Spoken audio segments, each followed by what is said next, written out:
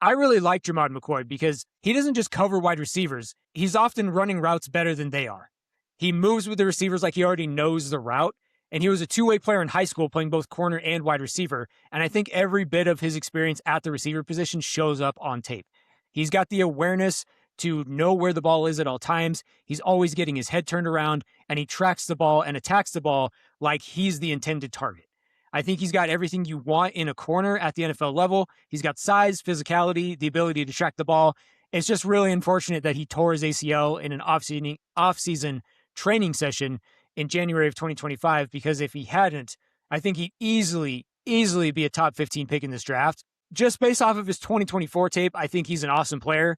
But as you guys mentioned, there is something kind of weird going on there with his recovery from this ACL injury. I agree with everything you said. Until 2024, he was elite. Exceptional zone timing, top level ball skills translating to turnovers, advanced route recognition with physical ability to stay on defenders in all parts of the field, willing to put in the work to fight for deflection, get a turnover, or if they make the play, make the tackle immediately for a limited number of yards after the catch. And like we're kind of beating this dead horse, he just didn't play last year. If it were up to me, I think he should redshirt or medical gray shirt or whatever it would be at this point and come back to Tennessee for one more year. Because I think as a scout, as a GM, I'm sitting down in interviews with him, and the only question I'm drilling into him is, why didn't you play? Well, I was hurt. Well, you were hurt in January. Why didn't you play? Why didn't you actually play? Guys come back from this, and I list the number of people who come back from it in less than 10 months. Why didn't you play at all the entire season? You missed a year of your life for what? And make him answer that question. Yeah, I like what he put on film. I just don't like that he had no film last year. That is a huge, major red flag. Yeah, but his 2024 tape was very good. Yes, incredible. I think Oregon State Beaver legend. Excuse me. Pardon me to cut in there. Oregon State Beaver legend, Jermod McCoy. Let's not forget. He's stuck with the orange. He's going to the Browns. Absolutely. Pick 5. Yeah. I see this kind of the same way as you guys. I think, his tape was very, very good. And it's one of those things where generally I would say, like, maybe you should, stick around. But if you're already projected a first round, as a cornerback, I almost just feel like there's not really a reason. It's kind of the same in college basketball, where it's like if you're already a lottery pick, it's like that's kind of just the green light from everyone in your circle, coaches included, be like, yeah, this is, especially, here, it's like you could get injured and something could happen. You might as well just go ahead and secure the bag.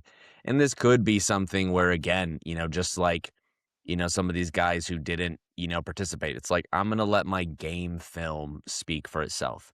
I'm not going to give people a reason to doubt. Now, this is a very, very big reason to doubt, but I do think that his tape before shows, okay, he's got these tools.